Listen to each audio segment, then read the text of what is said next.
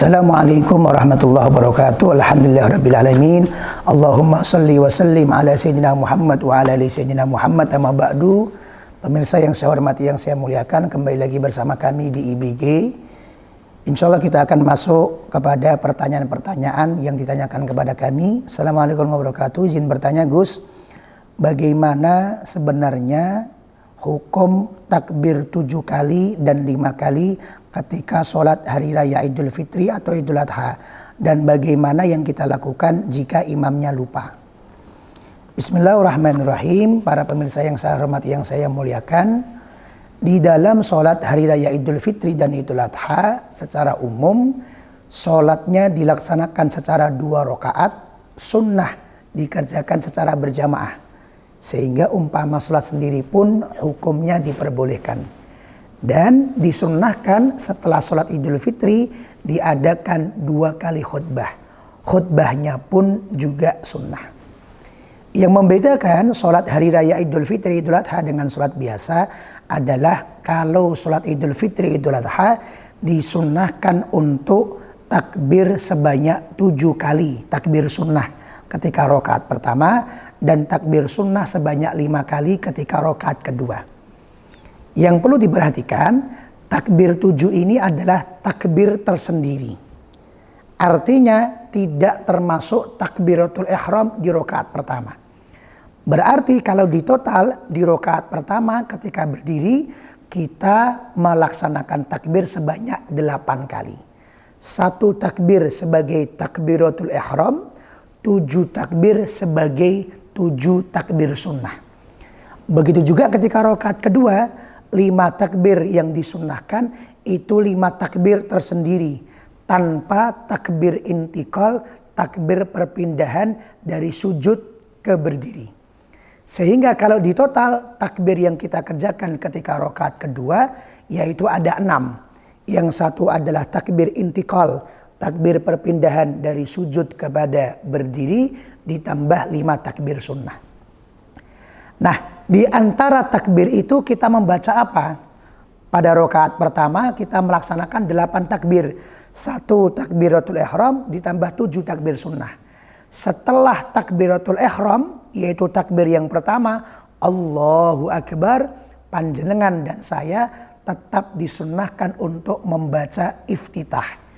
Jadi iftitah afdolnya jangan ditinggal. Setelah takbir yang pertama, Allahu Akbar, lanjut dengan iftitah. Kabira walhamdulillah kasira wa subhanallahi bukratan wa asila ila akhir. Kemudian setelah selesai iftitah ditambah dengan 7 takbir sunnah. Allahu Akbar. Di sela-sela takbir sunnah 1 ke takbir sunnah 2, sela-sela takbir sunnah 2 ke sunnah 3 sampai 7, ini sunnah untuk membaca subhanallah walhamdulillah wa la ilaha illallah wallahu akbar. Sunnahnya demikian. Begitu juga ketika membaca takbir sunnah 5 kali di rakaat kedua. Antar takbir disunnahkan untuk membaca subhanallah walhamdulillah wa la ilaha illallah wallahu akbar.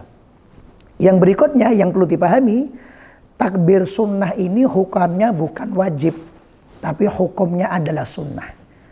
Artinya apa? Kalau panjenengan ingin mengejar kesempurnaan sholat hari raya, maka kalau bisa laksanakan 7 takbir sunnah di rakaat pertama dan 5 takbir sunnah di rakaat kedua.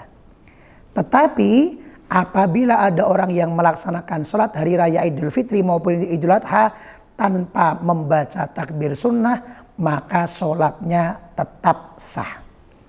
Lalu bagaimana yang kita lakukan apabila kita menjadi makmum, kebetulan imamnya lupa tidak membaca takbir? Ini yang banyak terjadi dan orang kemudian tidak tahu apa yang dilakukan. Apabila ada imam yang kebetulan dia takbir cuma 1 kali, lupa tidak takbir sunnah 7 kali, kemudian sudah terlanjur memulai membaca Al-Fatihah, maka bagi makmum tidak ada lagi yang perlu dilakukan. Kenapa? Karena imam sudah terlanjur masuk ke dalam pembacaan surat Al-Fatihah.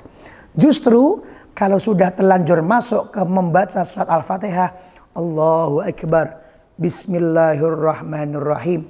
Makmumnya kemudian mengingatkan subhanallah misalnya.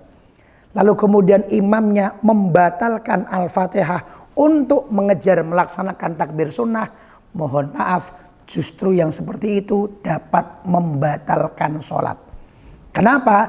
Karena sudah telanjur masuk ke Al-Fatihah yang hukumnya wajib, dibatalkan, tidak jadi dilaksanakan hanya untuk mengejar takbir yang hukumnya sunnah. Sehingga perhatian untuk masyarakat dimanapun Anda berada, kalau imam kebetulan lupa lalu kemudian sudah telanjur membaca Al-Fatihah, maka jangan disubhanallah.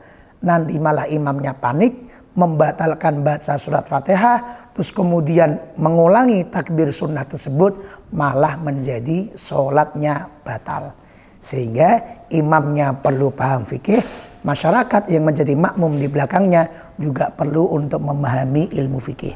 Semoga keterangan ini bisa menjadi penjelasan yang lengkap untuk panjenengan semua. Terima kasih. Assalamualaikum warahmatullahi wabarakatuh.